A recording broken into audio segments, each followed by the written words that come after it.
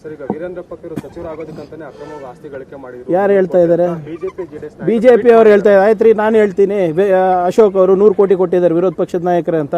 ಅದಾಕಿ ವಿಜೇಂದ್ರ ಅವರು ದುಬೈಗೆ ಹೋಗ್ತೀನಿ, ಯಾವಾಗಲೂ ದುಬೈಗೆ ಹೋಗಿ ಬರ್ತಾರೆ ಅಂದ್ಬಿಟ್ಟು ಯಾರು ಹೇಳ್ತಾ ಇದ್ರು? ಯಾರು ನಿಮ್ಮ ಯತ್ನಾಳ್ ಅವ್ರು ಹೇಳ್ತಾ ಇದ್ರಲ್ವಾ? ನಾನು ಹೇಳ್ತೀನಿ ಈಗ, ಇಲ್ಲಪ್ಪ ಬಿಟ್ಕಾಯಿನ್ ಎಲ್ಲ ಕೊಟ್ಟಿದ್ದಾರೆ ವಿಜೇಂದ್ರ ಅವರು, ಅಮಿತ್ ಶಾ ಅವ್ರಿಗೆ ಬಿಟ್ಕಾಯಿನ್ ಕೊಟ್ಟಿದ್ದಾರೆ, ಅದಕ್ಕೆ ಅವರಿಗೆ ರಾಜ್ಯಾಧ್ಯಕ್ಷರಾಗಿ ಉಳಿಸಿದ್ದಾರೆ ಅಂತ. ನಂಬ್ತೀರಾ? ನಾವು ಹೇಳೋದು ನೀವು ಯಾಕೆ ನಂಬ್ತೀರಾ? ಅವ್ರು ಹೇಳೋದು ನಾವು ಯಾಕೆ ರೀ ನಂಬಬೇಕು? ಬಿಹಾರ ಚುನಾವಣೆ ಕೂಡ ಹಣ ಕಳಿಸಿದ್ದಾರೆ. ಆಯ್ತು ರೀ, ಅಂದರೆ ಇವ್ರ ಅಧಿಕಾರದಲ್ಲಿ ಇದ್ದಾಗ ಅದೇ ಇತ್ತಲ್ಲ. ನಿಮ್ಗೆ ನೆನಪಿದೆಯಾ? ದಿವಂಗತ ಅನಂತ್ ಕುಮಾರ್ ಅವ್ರ ಕಿವಿನಲ್ಲಿ ಯಡಿಯೂರಪ್ಪ ಅವ್ರು ಏನು ಮಾತಾಡಿದ್ದು? ಇವರಿಗೆಲ್ಲ ಹಂಗೆ ಮುಖ್ಯಮಂತ್ರಿ ಯಾಕೆ ಬಂದಿದ್ದೀನಿ ಅನ್ಕೊಂಡಿದ್ದಾರೆ, ಕಪ್ಪ ಕೊಡಬೇಕಾಗುತ್ತೆ ಅಂತ ಯಾರು ಹೇಳಿದ್ದು? ಯಡಿಯೂರಪ್ಪ ಅವರಲ್ವಾ? ಅದಕ್ಕೆ ಫಸ್ಟ್ ಎಲ್ಲ ಉತ್ತರ ಕೊಡಲಿ. ಸುಮ್ಮನೆ ನೋಡಿ ಗಾಳಿನಲ್ಲಿ ಗುಂಡಾರಿಸೋದಲ್ಲ.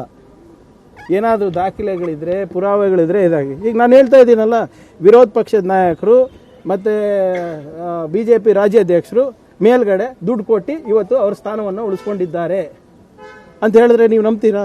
It's their party affair. Why am I bothered and why are they bothered about us? ಈಗ ವೀರೇಂದ್ರ ಪಪ್ಪಿ ಅವ್ರ ಕಸ್ಟಡಿನಲ್ಲಿದ್ದಾರಲ್ರಿ. ಯಾರ ಕಸ್ಟಡಿನಲ್ಲಿದ್ದಾರೆ? ಇಡಿ ಯಾರ ಕೈಗೊಂಬೆ? ಸೆಂಟ್ರಲ್ ಗೌರ್ಮೆಂಟ್ನಲ್ಲಿ ಸರ್ದಾರ್ ಪಟೇಲ್ ಆದಮೇಲೆ ಅತ್ಯಂತ ಪವರ್ಫುಲ್ ಹೋಮ್ ಮಿನಿಸ್ಟರ್ ಯಾರು? ಅಮಿತ್ ಶಾ ಅವರಲ್ಲ. ಅಮಿತ್ ಶಾ ಅವರಿಂದ ದಾಖಲೆ ತರಿಸ್ರಿ.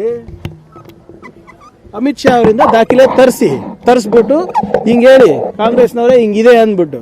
ಸುಮ್ಮನೆ ಮಾತಾಡೋ ಚಪ್ಪಳಕ್ಕೆ ಇವರು ಮಾತಾಡ್ತಾರೆ ಅಂದರೆ ನಾವೇನು ಉತ್ತರ ಕೊಡೋಕ್ಕಾಗಲ್ಲ ಅದಕ್ಕೆ.